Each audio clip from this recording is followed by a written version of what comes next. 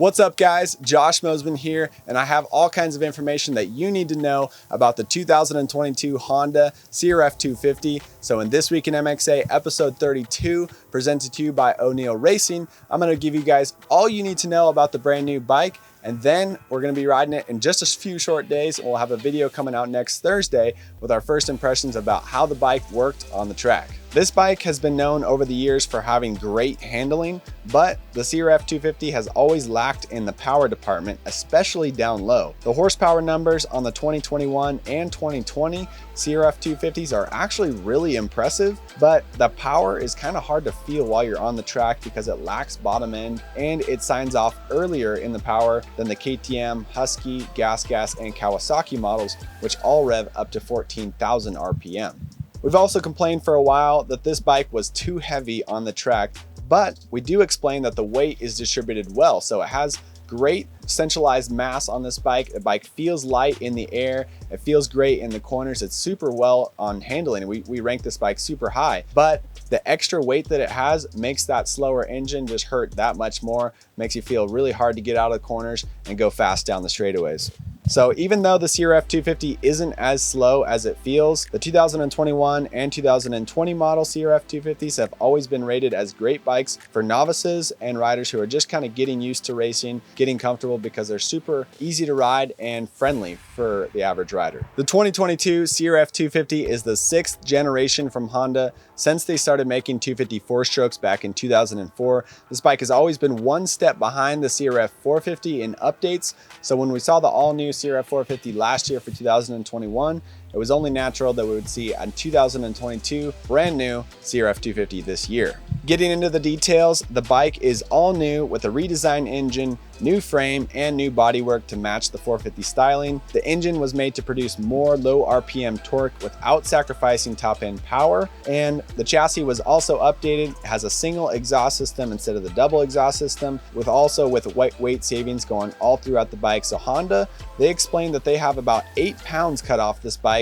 which brings it down to the Austrian bike territory, and we're excited to put this bike on the scales and weigh it up against the rest of the 250s that we have to see where it lines up. Getting into the engine, Honda has worked to improve low RPM torque, so they modified the air intake and made revisions to the valve timing, as well as included a straightened exhaust port. So these changes result in a 20% increase in power at the 6,500 RPM range, also keeping the strong top end power as well. Getting into the intake, the shape of the airbox has the 450 styling with the upside down air filter, increasing capacity by 78%. Also, the fuel injector's lean angle went from 30 to 60 degrees, helping the spray to reach all the way to the back of the butterfly, as well as the throttle bore is 44 millimeters. As for the head, there are multiple changes to the 4-valve cylinder head. The intake valves feature dual springs with one inside of the other to ensure precise movement at higher RPMs. Also, the intake camshaft sprocket is now a press fit, which improves valve timing accuracy while reducing weight. Also, the camshaft holder has a more rigid design to help timing accuracy and reduce friction at higher RPMs. The rocker arm shaft's alignment has been redesigned to improve valve action at high RPM. Durability was also helped in the higher RPM speeds with a revised camshaft's oil supply, which basically increases flow by 80% there. The bore and stroke inside of the engine are the same as last year, while the shapes of the piston and connecting rod have been modified to improve durability at high revs. Getting into the exhaust system now utilizes a single straight exhaust port, as I've already mentioned. This is supposed to improve torque and low RPM drivability while reducing weight as well. The single exhaust header is also now routed 74 millimeters closer to the engine on the right side as well, so that should help with durability and also just making the bike a little bit skinnier and cleaner and easier to grip onto. As for the electronics, the ECU was updated and the bike comes with launch control as well to work with the updated engine. The clutch pack now has 9 discs instead of 8 inside of it, and the clutch basket was made more rigid for added durability, as well as an additional friction spring reduces the spring load, and lubrication has been optimized to reduce wear as well. Like I mentioned previously, it didn't get the hydraulic actuation that the 450 got last year. As for the transmission, inside Inside the 5-speed gearbox, changes were made to reduce friction and improve feel while making upshifts and downshifts between second and third gear. So this is really popular. When you're on a 250, you're always going between second and third. I mean, really any motocross bike you are. The shift forks usually operate with 2 arms. Now they only have 1, going from second to third gear, and this is supposed to improve rigidity. Also, the shift drum is now 70% lighter, so they're trying to make it easier to go between second and third gear and make it a little bit stronger as well. As for the chassis and suspension, Honda knew that the bike already handled really well before, so the new goal was to make sure that the engine's newfound power wouldn't upset the chassis and would keep that same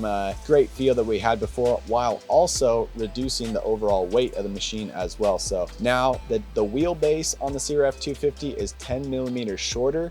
The rake of the bike is also 2/100ths of a degree more raked out and relaxed. The trail remains the same, the seat height is the same, and the ground clearance is actually increased by 3 millimeters. As for the frame and the subframe, the aluminum frame is now 1.5 pounds lighter for 2022, with widely curved main spars, smaller cross sections, plus optimized rib placement at the back of the pivot plates on the frame. Also, the straight line rigidity of the frame is supposed to be the same, while lateral rigidity has been reduced by 20% to enhance feeling while cornering. As for the suspension, it comes with the same Showa coil spring 49mm forks that are 5mm longer, like the 450 got last year.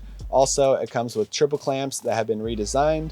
The Pro Link rear suspension has a revised ratio and uses a Showa shock absorber, which shape has been adapted to work with the new frame. So the adjusters, like the 450 last year, have moved from the left side to the right side, and it also uses that ultralight steel shock spring as well. The swing arm is narrower, and this is supposed to increase clearance in ruts, so you're not riding up against the rut with your swing arm. Also, the swing arm's balance has been tuned as well, so its rigidity is supposed to match the frame and improve rear end traction and cornering. So that's all for the major technical details of the 2022 CRF250 that I'm going to touch on in this video. There might be a few small details that I missed, so if you want to learn more about this bike, check out motocrossactionmag.com. We have the full press release on the new bike talking about all the updates that Honda made to it. Check out 2022 Honda CRF250 first look. You'll find all the information you need to know about the bike there. Then stay tuned to motocrossactionmag.com and follow our Instagram at motocrossactionmag, as we're going to be heading up to Oregon this weekend and riding the bike next Monday and Tuesday. And we'll have a full video coming out on Thursday, August 5th, with me riding the bike, talking about all the changes that was made to it, and also showing you guys how it works on the track and explaining to you how it felt to me, comparing it to some of the other models we've been riding and to the Honda 250 from last year as well. So I'm super excited to get my hands on this bike and go riding with it. We got a beautiful track we're going to be heading up to, Mountain View Cycle Park in Oregon. Looking forward to it. That's all for this week in MXA, episode number 32. Thank you guys for tuning in. As always, check us out on YouTube. Make sure to hit that subscribe button, as we got lots more videos coming here soon. Thanks for watching. See you next time.